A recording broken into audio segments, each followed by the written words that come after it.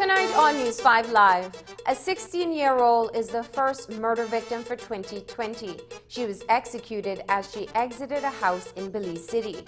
Another minor is targeted but escapes the multiple shots that headed in his direction. The trial against former Superintendent David G., PC Norman Anthony, and 2 Mexican nationals accused of landing a drug plane resumes in Orange Walk. And Compol Chester Williams says that the 2019 crime stats show lower than most other Caribbean territories. Details of these stories and more coming up in tonight's newscast.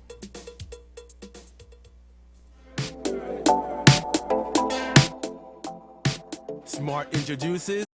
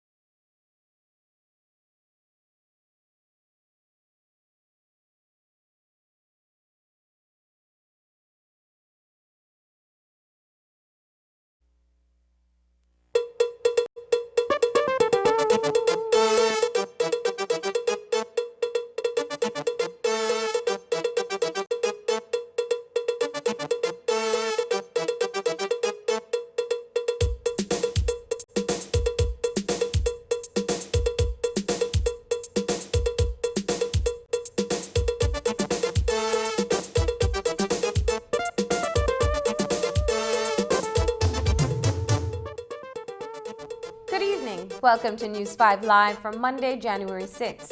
I am Marlene Cuellar. A female minor is the first murder victim for 2020. She spent the holidays at a friend's house in Belize City, but on Friday night, her life was cut short when she was murdered execution style. Samantha answered a call and exited the house where she was staying on Ordonez Avenue. As she stood on the street side and was on her phone, she came under fire at around 10 o'clock on Friday night. The 16-year-old died instantly. News 5's Dwayne Moody reports. 16-year-old Samantha Caulker, a resident of Lords Bank Village, was staying at this house on Ordonez Avenue, Belize City for several weeks, having spent the Christmas and the New Year's with friends. But on January 3rd, after 10 p.m., she received a phone call, exited the house, and as she stood onto the street, a gunman approached and fired several shots at her. Moments later, Caulker lay dead on the pavement. I got a call and they told me that Samantha was killed, that she's on the ground and that she's dead. So I rushed home on a cycle, which took about a couple minutes, and when I reached there, she was dead on the ground. She was already dead. Any idea as to what happened? I have absolutely no idea what happened. I wasn't home. I left and she was there on the bed talking on the phone. And that was probably 2 hours before this occurred. She lived there? She came to stay with me for the Christmas break. She just wanted to spend some time. She knew me, she knew my kids, she knew we're fun, we're loving. You know, when you get to know people, I'm the type of person where family is not always blood. So she knew she was a part of my family. She called me Ma. News 5 understands that at least one of the bullets made its mark on Caulker's head. Police say that the investigation so far has indicated that the minor was the intended target. Sir, have police been able to determine if this shooter was intended to targeting her, or was she some sort of secondary target to send a message? The information is that she was there and this gunman came and fired shots at her. That is the information we have. Is there any reason to believe that that she had in conflict with anyone, or is it a situation where maybe the friends she kept? Well, there are several leads we're following.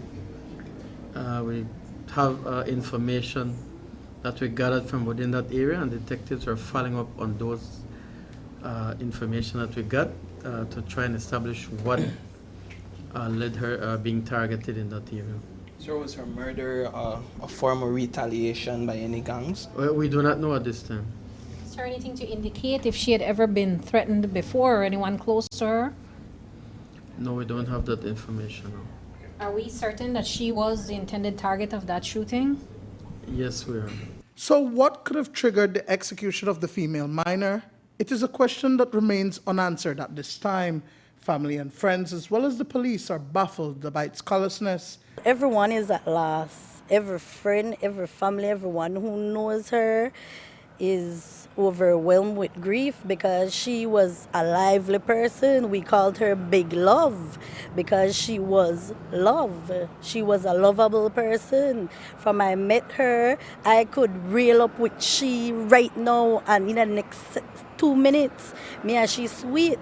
You know, she didn't deserve this. It's sad, it's hurtful. Samantha was someone who was always on her phone. The police actually have her phone. She's always taking pictures, she's always videoing. Half of the time we're not talking because Samantha, she's just a fun person. She liked making videos, she liked dance. She was just a warm and loving girl. Too young to die like this. We have no motive at this time. We are seeking one suspect in relation to this shooting, and investigation is ongoing at this time into this murder.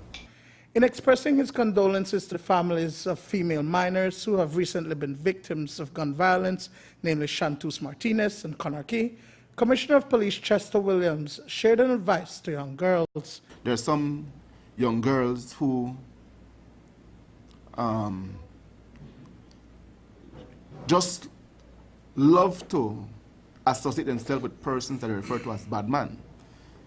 And sometimes the effect of that coming back to them could be very detrimental in terms of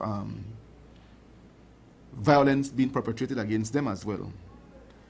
And so selecting your friends or your associates or who you date really and truly has a lot to do with it. And again, parents of these young girls also need to be more involved in terms of knowing who their daughter is dating or who their daughter friends are, and see how they can offer advice when where necessary. Dwayne Moody for News 5. Before noon today, another minor was targeted. Fortunately, the 16-year-old student escaped the multiple shots that were let go in his direction while at his grandmother's house in the Port Loyola area.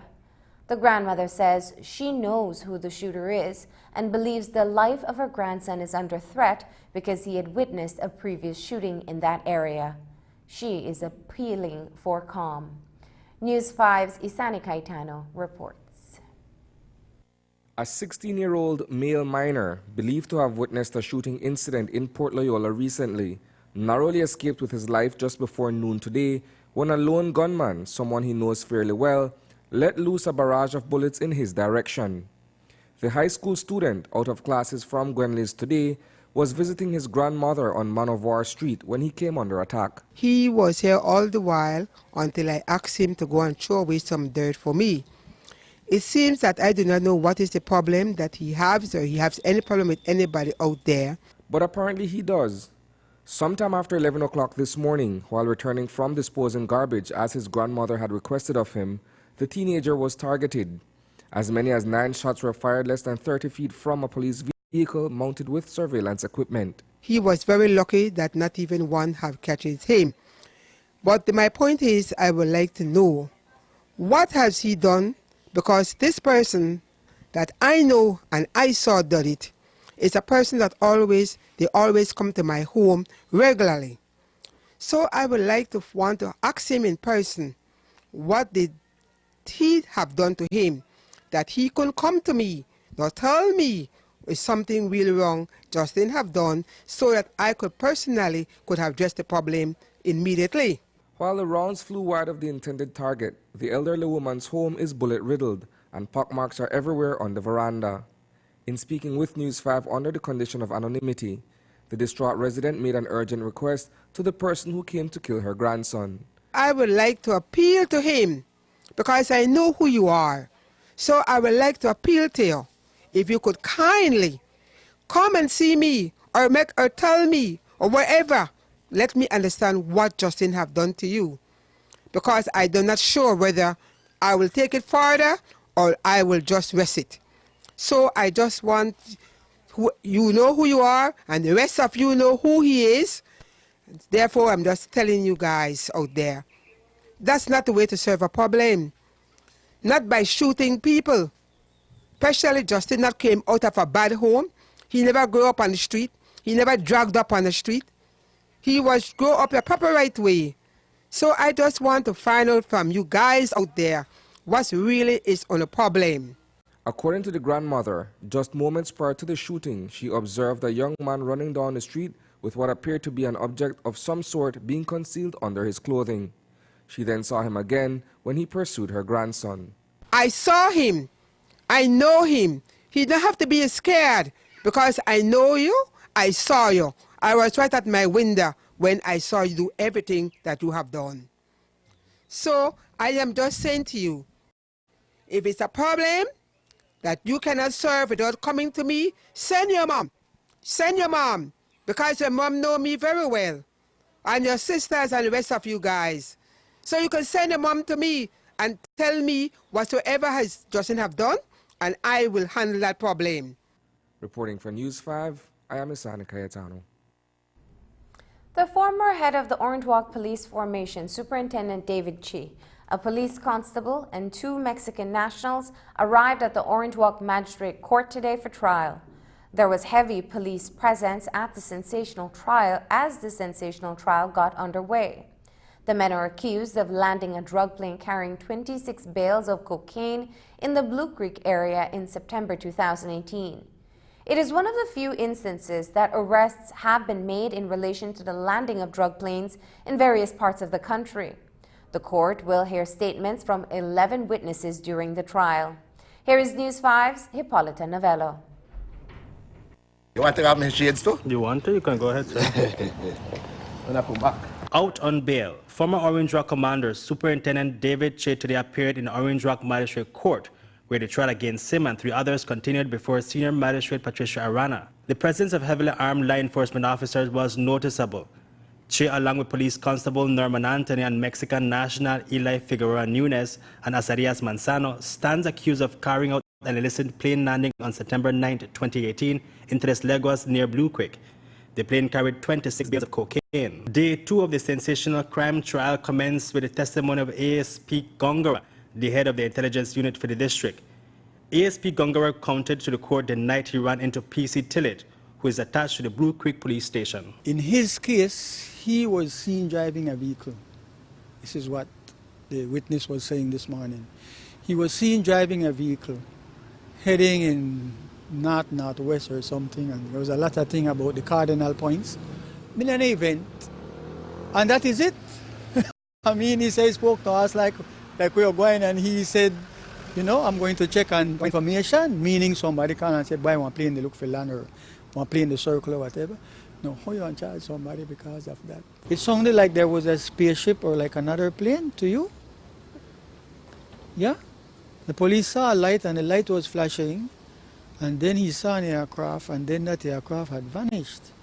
And then when police officer Anthony was in the vehicle, he was speaking to him that he wasn't properly dressed and he had on a sleeveless shirt and a police pants, which is against the rules. And then another officer said that a plane is landing. I said, that's another plane. You're laughing. He said PC Norman looked suspicious, I believe. He used that word as well, no? And the clothes as well. The clothes that look suspicious. Half-dressed. Okay, well, that's the kind of thing we have to look at more carefully, you know? I've known of instances where they say the vehicle was behaving suspicious.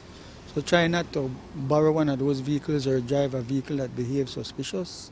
Yes? PC Anthony is being represented by attorney Leroy Banner, while Caye is being represented by attorney David Morales. Richard Dickey Bradley is the legal counsel for Eli Figueroa Nunez, who, along with Azarias Manzano, was charged with importing drugs into the country. While Caye and Anthony are out on bail, the 2 Mexicans remain in custody. But there is consideration in applying for bail. Bradley says that will be determined as the trial continues. The 2 Mexicans were put through a terrible ordeal. They supposedly were involved in the matter. I say supposedly, allegedly. The charge against them is one single charge. You conspired to abet to commit a crime.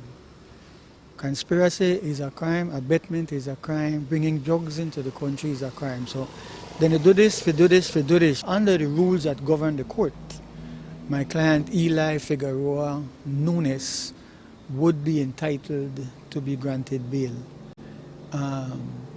Today I briefly discussed with him. I said to him, you know, if God is willing, your trial will be completed at least by the end of January. So I know it's hard. He has been badly beaten. He has a lot of internal problems.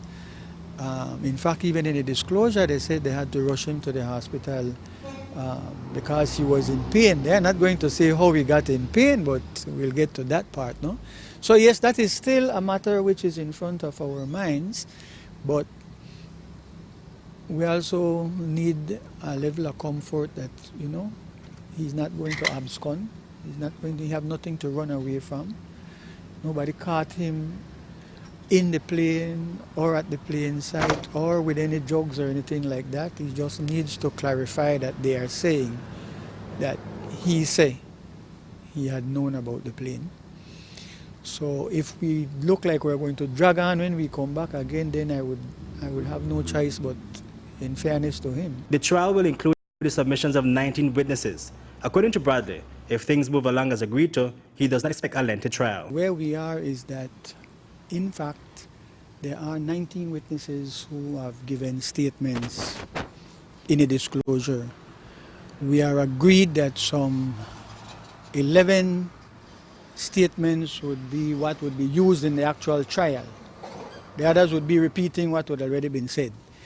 And then of that amount, we have agreed that, in fact, a number of statements out of that 11, there would only be the need to call some of the witnesses so that the defense can, what is called cross-examination. The actual courtroom testimonies have been slashed at least by half, so the trial will finish quicker. We were hoping to continue on Wednesday, but one of the attorneys is going to be unavoidably absent, and then next week the prosecutor is also not able because of official duties to come. When we come back, if God is willing, in 2 days' time we should finish with the testimonies if the cross-examination doesn't take long. There are 3 attorneys, and sometimes you need to do like, I don't want to show that I know something about both, but you need to take. You can't go straight into the wind.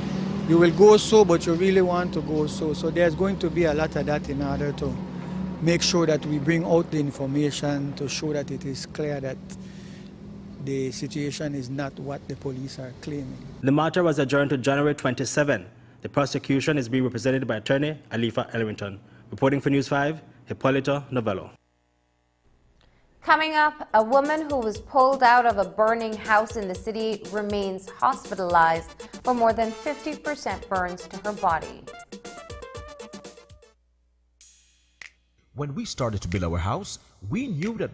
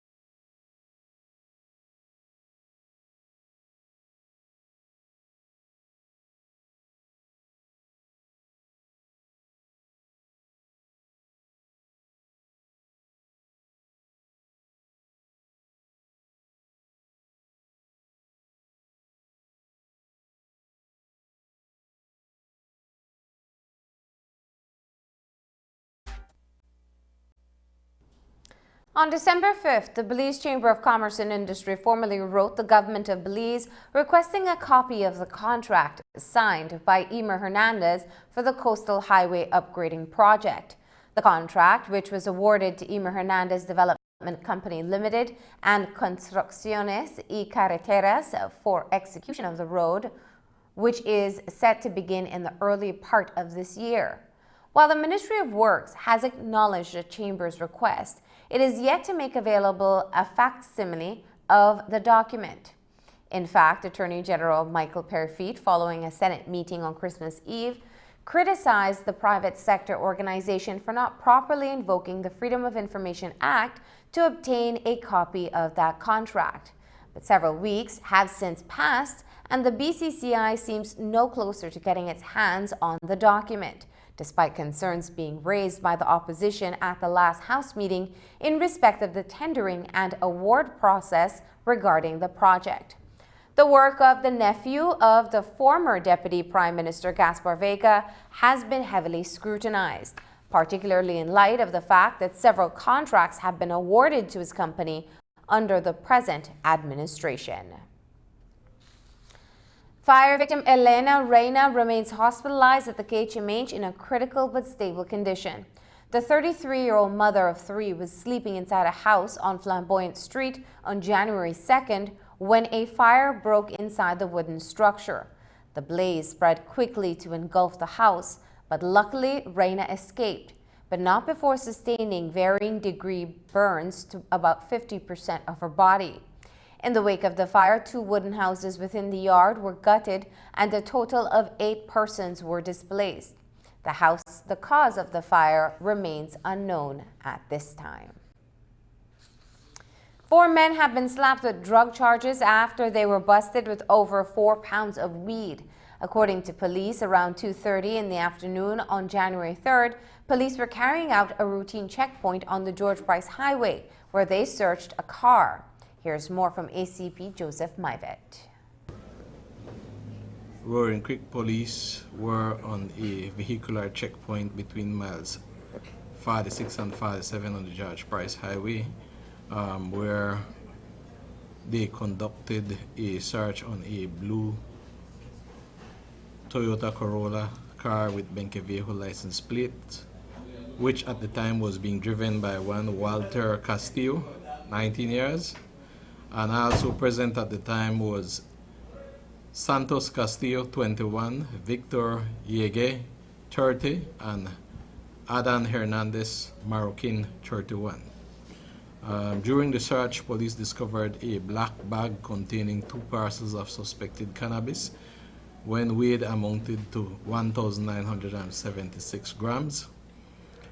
So far, police have arrested and charged all 4 persons for the crime of possession with intent to supply a controlled drug.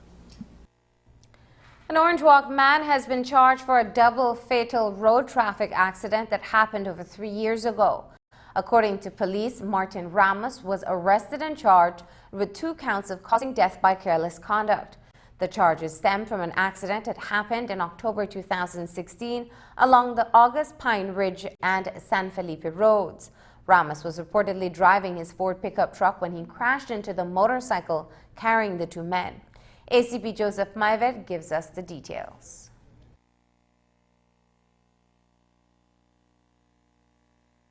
The arrest of Martin Ramos, 45 years, for 2 counts of causing death by careless conduct, and he was arrested in Orange Walk for an accident that had occurred on the 7th of October 2016 on the Orange Walk San Antonio Road, where he was westbound when he collided into one Abraham Diaz, 25 years, and Antonio Solis, who were the passenger on a motorcycle. As a result, both persons lost their lives, and as a consequence, an investigation was carried out where he was later arrested and charged over the weekend based on the direction from the DPP.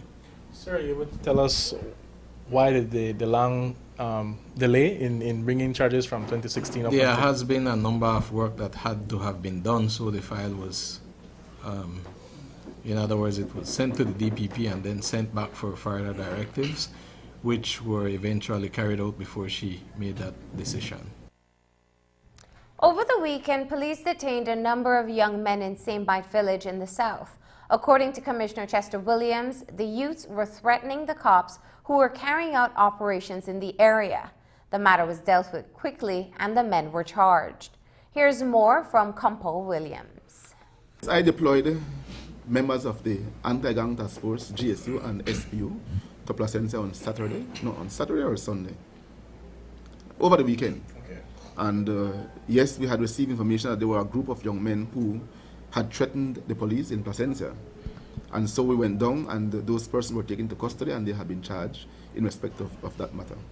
So are you able to share details as to the nature of the conflict, apart from... Like I said, they were behaving boisterous and threatening the police and using a series of insulting words at the police. Across the country today, a number of teachers at public schools wore their well-known green T-shirts in support of the Belize National Teachers Union. The union intended to send a message to the Ministry of Education that it is not in agreement with the proposed amendment to the education rules as it relates to vacation periods and the school calendar. The power rests with the Chief Education Officer, Dr. Carol Babb. Today, when News 5 caught up with Dr. Babb at a handing over ceremony in Belize City, we asked her to comment on the issue. The children are our greatest concern. Our concern is that the children, according to the education rules, are entitled to 180 days. The teachers wanted their full 3 weeks vacation. And the Ministry of Education under our minister granted that, but we need to ensure that the 180 days are made up. There are draft amendments. They are not finalized yet. We will look at the school calendar, and we need to see how the children deserve it. Education is the only hope for these children. We cannot shortchange them. And so I am a teacher too by profession, and we need to ensure that children get what they deserve and need. And they need the 180 days. So how does the ministry allow for that to happen? Because I know that they got their 3 weeks right here during the... They got their 3 weeks. We need to look at the school's calendar. We have not done that yet. And we will look at the school's calendar and do our best to ensure that the 180 days is made up. But that is not finalized as yet. So I cannot tell you more until that process is worked through. The Chief Education Officer says that there has not been a breakdown in communication between the Ministry of Education and the Belize National Teachers Union. In fact, Dr. Carol Babb says that a meeting was held with the union prior to the Christmas vacation and that the union will be informed of any changes to the school's calendar.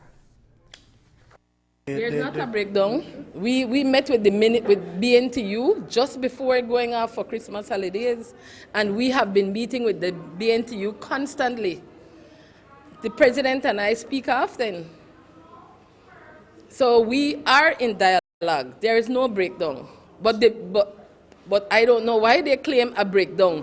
We cannot tell them exactly what will be done as yet because we need to look at the calendar. When we met with them, it was just before the Christmas holidays. Everybody went on holiday, even myself. So now that we're back, we're going to look at that school's calendar. After the break, after 8 months on the run, a prisoner is recaptured in the Benke area.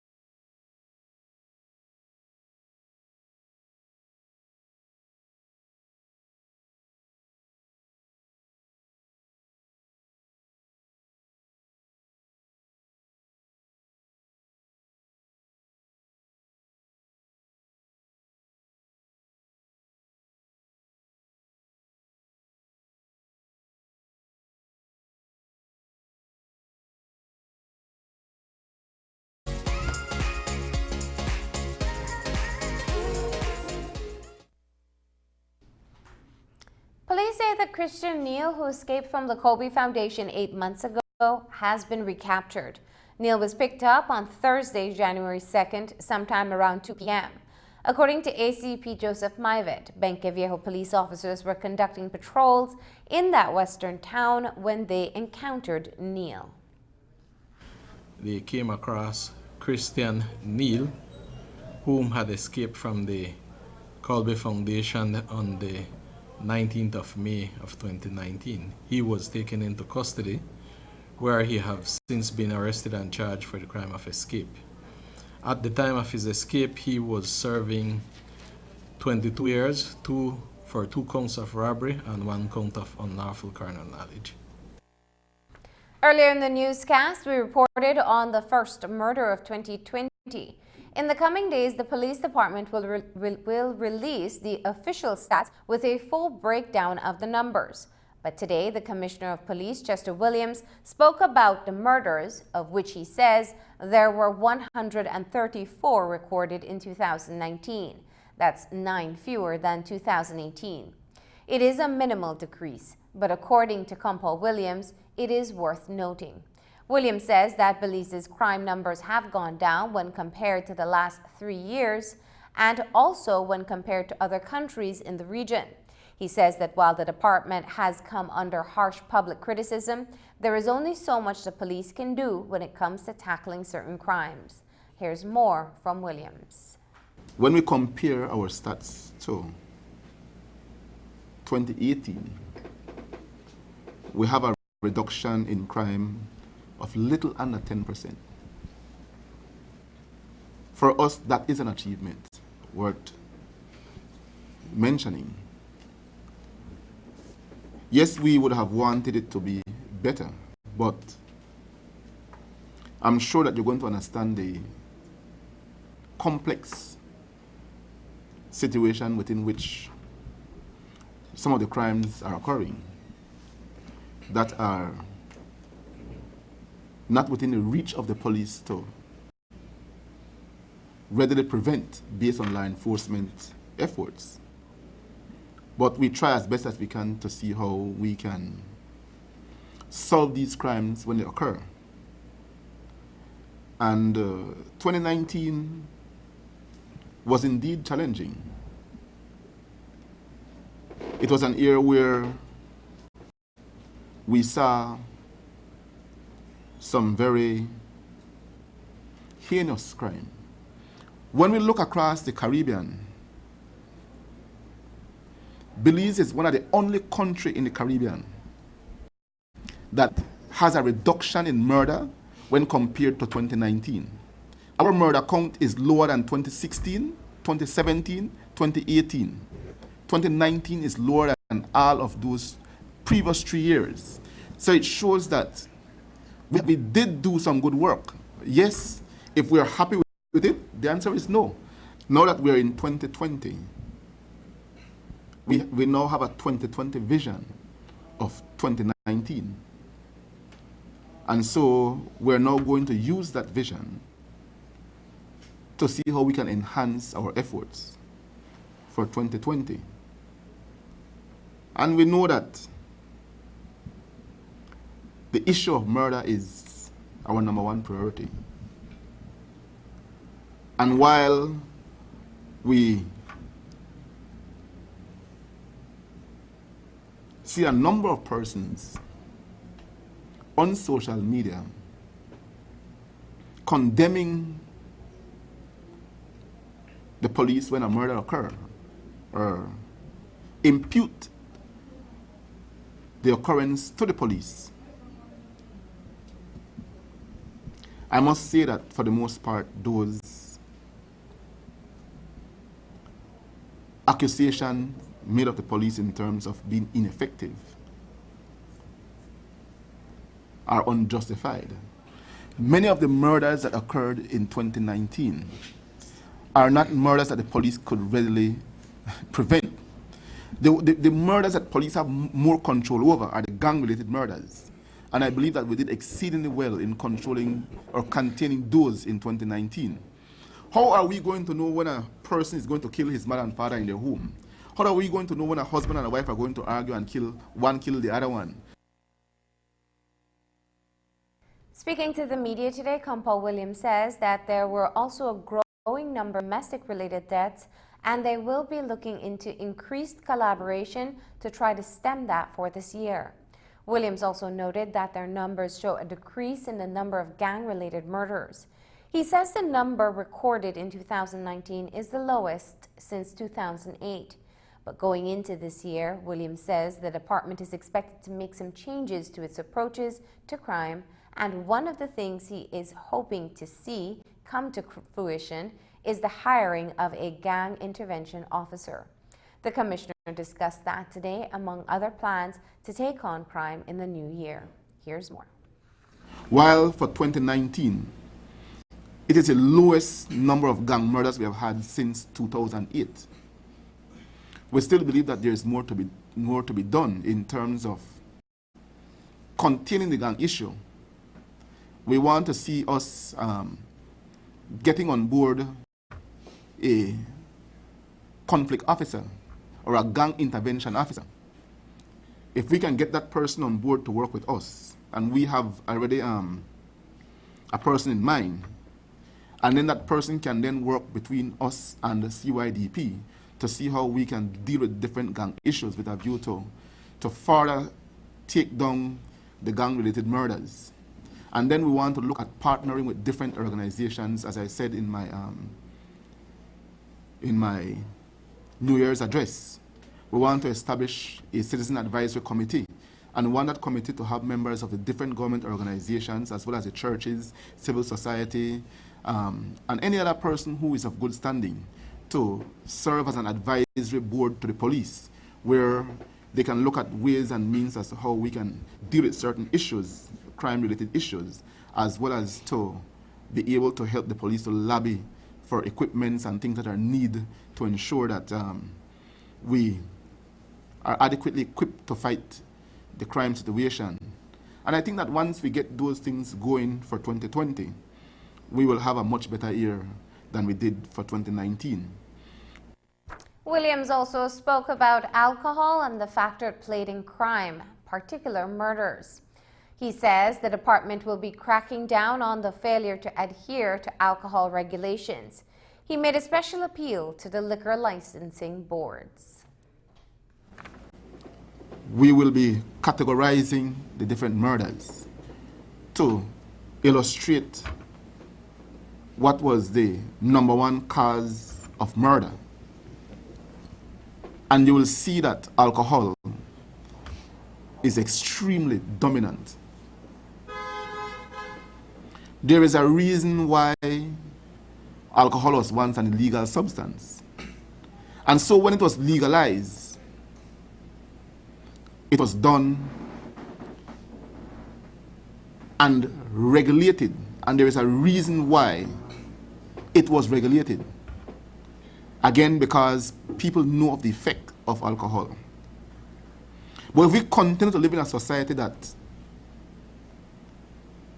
sells and consumes alcohol as if it is not a drug, then we're out for destruction. We are going to continue the push on alcohol sale and consumption. We're not saying that it is to be banned. That would be the ideal thing. But we cannot tell people how to live. So the least we can do is to ensure that the laws that have been put in place to ensure that alcohol is regulated properly, that the liquor licensing board respect the law where that is concerned, and ensure that when liquor licenses are issued or extensions are issued, that it is done in conformity with the law. And so we want to ensure again that we make the call upon the different liquor licensing board across the country to work with us with a view to see how we can make our country more safer. When we come back, backup generator arrives in Caye Caulker.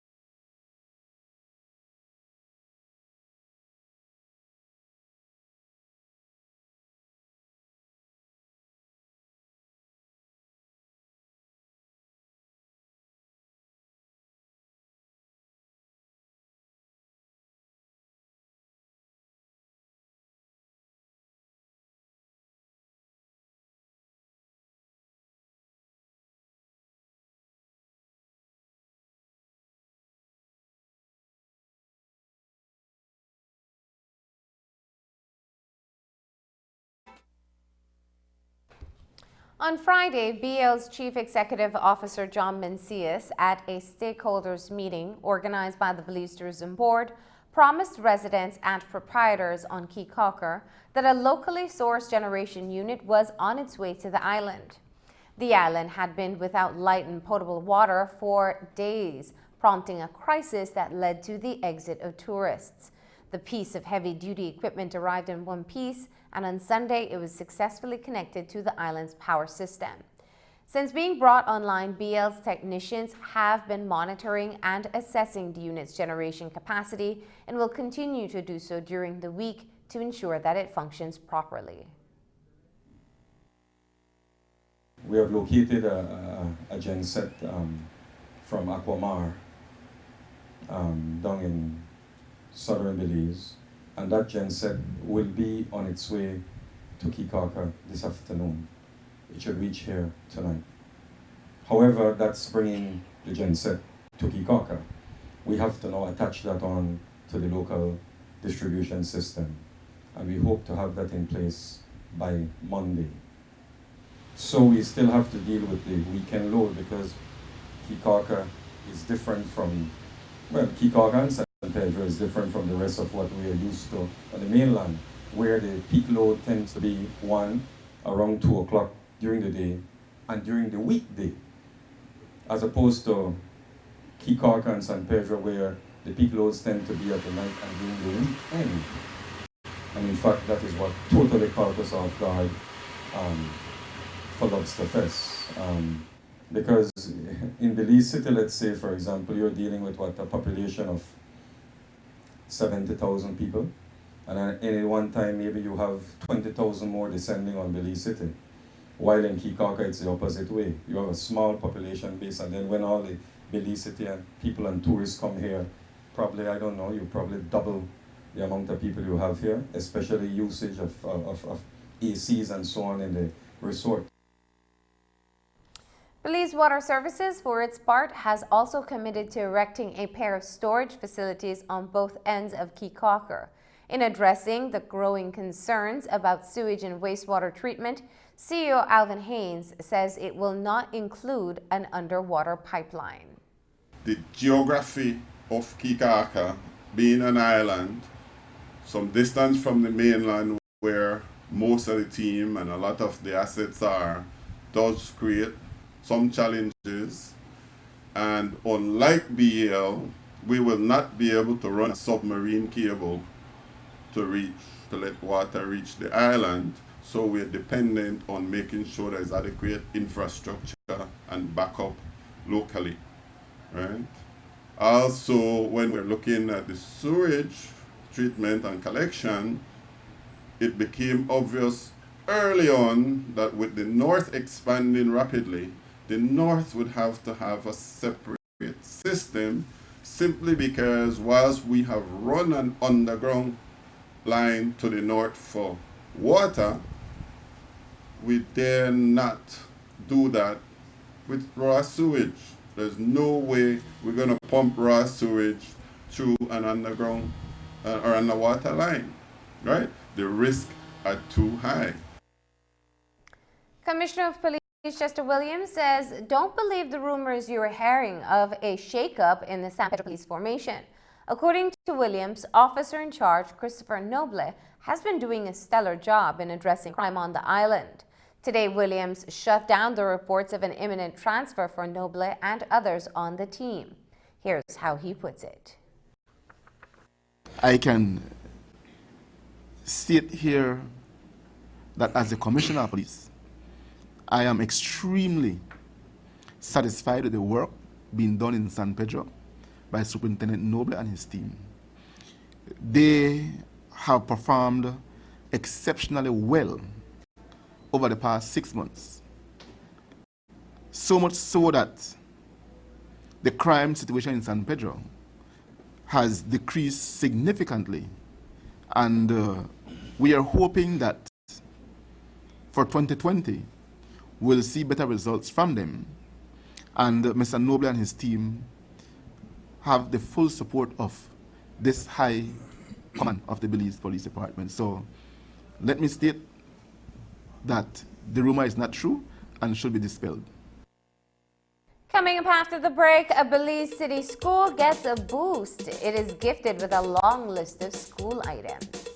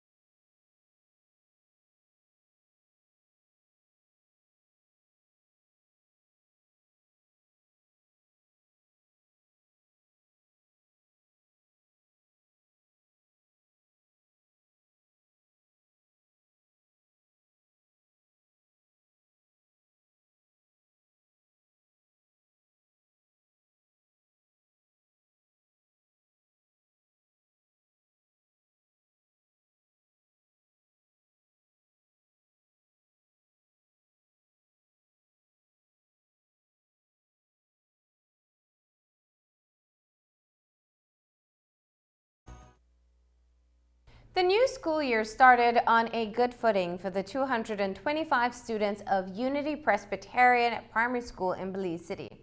And that is because they have been gifted with a list of school items that range from furniture to training for teachers. It came from Pathlight International that has now adopted the school. News 5's Dwayne Moody has the following report.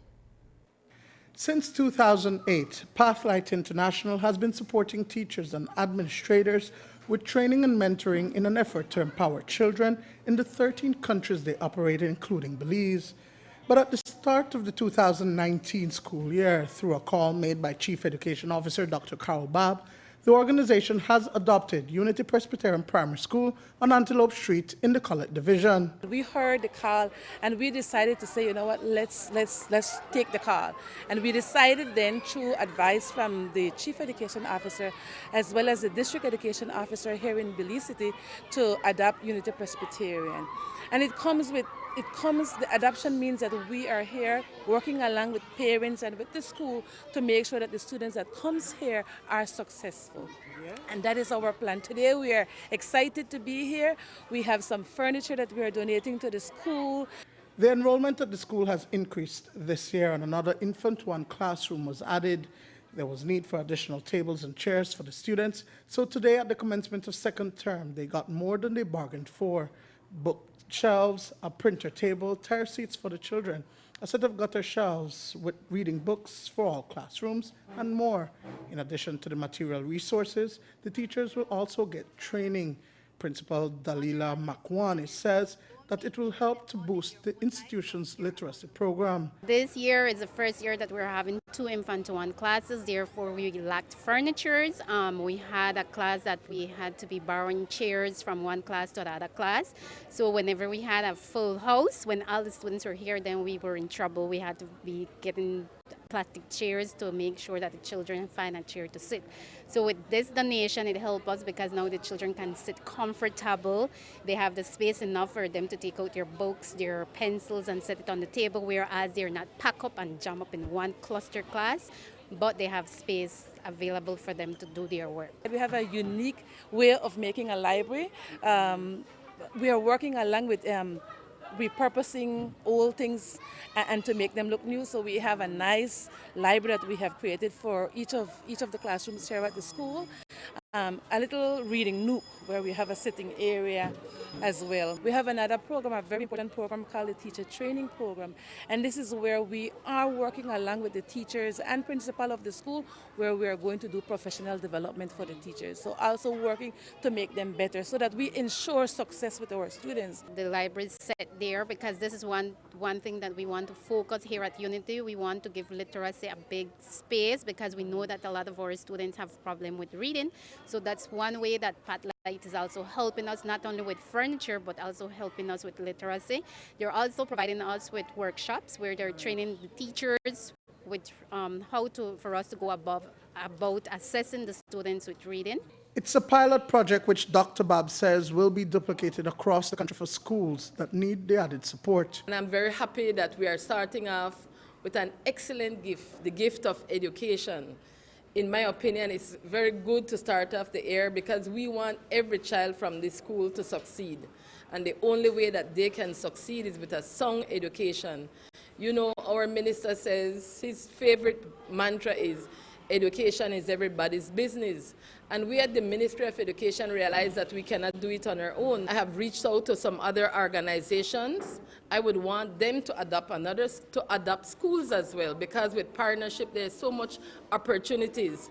I want to reach out to the greater organizations like BL, BTL to support schools, to partner with them to ensure that these children have a hope to succeed in life. Dwayne Moody for News 5.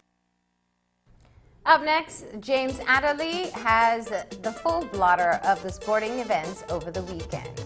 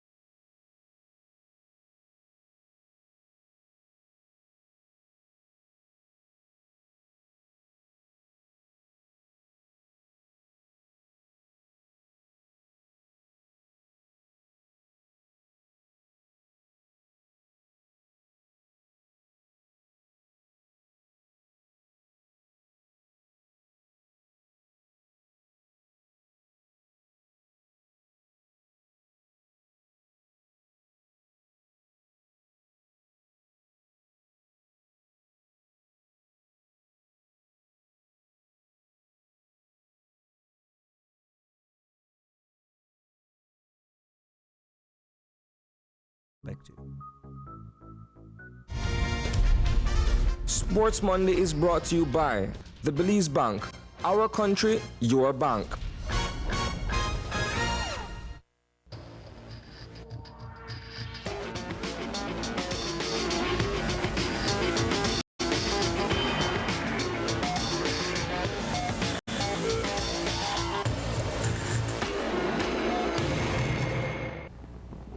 Good evening. I'm James Adderley. Welcome to the first edition of Sports Monday in 2020.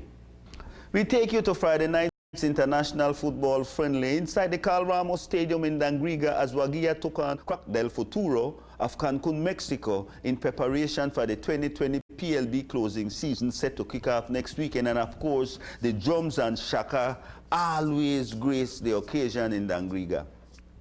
The first meaningful attack at goal comes from Waguia's Gilroy Thurton, whose attempt to curl the ball into the net is collected by the Mexican goalkeeper, Julian Ortiz. Waguia continues to push the action. Junard Castillo's attempt to regain possession in front of the goal strips Manuel Quintana, only to see Ortiz, the Mexican keeper, scramble successfully to deny Ralph Flores' attempt at goal. Crack del Futuro goes offensive. Christian Toum sets up Sebastian Montezuma, who goes for the curl, but the Griga keeper, David Gomez, he slaps it off course. Jaun Renteria, he works his way through traffic to unleash this right foot from long distance, but he misses the target. Now watch Sean Carlis apply force on Arnold Flowers, which earns him the first yellow card of the proceedings. The visitors continue the pressure. Mateus Yaubet, he finds Quintana, who brings the ball back to the trailing Christian Toum, whose lethal left foot screams over the crossbar. If you respect good defensive play, check this out. Enfield Coleman sets up Ralph Flores to fire, but he gets smothered from 3 different angles. Junard Castillo, he gets this open look at goal from inside the box, but the shot is denied by the goalkeeper, Julian Ortiz. Just before intermission, Castillo gets another open look, people, at goal on this perfect pass from Sean Carlis, and this time he simply misfires. When the action resumes, Ralph Flores could give Waguia the opening goal after successfully creating a one-on-one with the goalkeeper, Julian Ortiz, but he misses badly. The very next minute, in heavy traffic, Sebastian Montezuma gets off this left foot floater that falls into the back of the net behind goalkeeper Gomez to give Crack del Futuro a 1-0 lead. John King could tie the score on this individual effort, outrunning Manuel Quintana, but the left foot push is swatted away by Ortiz. Maybe he should have gone to Jun Castillo. Warren Mars, he looks for the tie for Dangriga with this good-looking low-cruise missile, but it's right at the goalkeeper. Waguia gets another chance to score. Carlos Lino, he finds Gilroy Thurton, and his power punch only inches over the V. Folks, it was not to be. Crack del Futuro holds off the menacing Waguia offense to grab the 1-0 victory. Indeed, it's a ball game Waguia could have won. Moving on, the PLB closing season kicks off this weekend with 4 matches. On Saturday, Altitude FC challenges the recently crowned opening season champion Verdes FC at the Michael Ashcroft Stadium. Game time is 7 p.m. Also on Saturday, 11th January, Bandit Sports will host Placencia Assassins inside the Isidoro Buton Stadium at 8 p.m. Sunday finds Waguia FC hosting the San Pedro Pirates 4 p.m. at the Carl Ramos, while Valley Pride travels to the MCC grounds for a date with the Belize Defense Force. Showtime is here, people. Finally, the Weekend Warriors New Year's Classic rode for 57 miles from Orange Rock to in front of M&M Engineering on the Philip Goldson Highway, and in money time, it's Edison Usher grabbing top honors, forcing Preston Martinez into second, Balan Sims is third, Barney Brown fourth, and bringing up the rear is Dwight Lopez fifth, Roque Matos sixth, Junito Tun seventh, while Warren Cowie, he rounds out the top 8 in the A class. In the B class, they ran together with the C class. Santino Castillo, he beat them all to take Tapanas. Ryan Willoughby, he finished second place in the B class. Also, Philip Burns, he finished third, Nigel Matos fourth, and Alvin Card rounded out the top 5 for the C class. Austin Castro, he took first place. Jerome Wade Sr. second, and Andre Gab, he finished third. Hey folks, that's our show for today. We certainly hope you enjoyed it. We invite you back same time, same place next week. Ja over all. I'm James Adderley. Sports Monday was brought to you by the Belize Bank. Our country, your bank.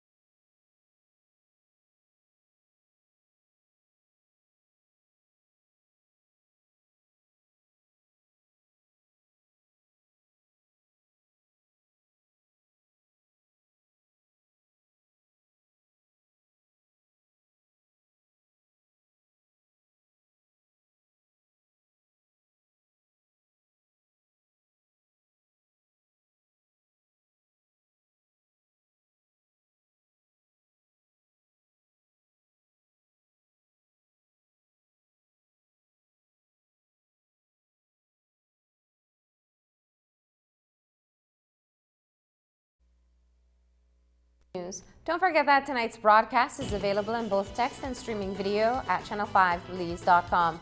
You can also connect with us on our Facebook page at facebook.com/News5Live. I'm Marlene Cuellar. Thanks for joining us. And from all of us here at News 5, good night.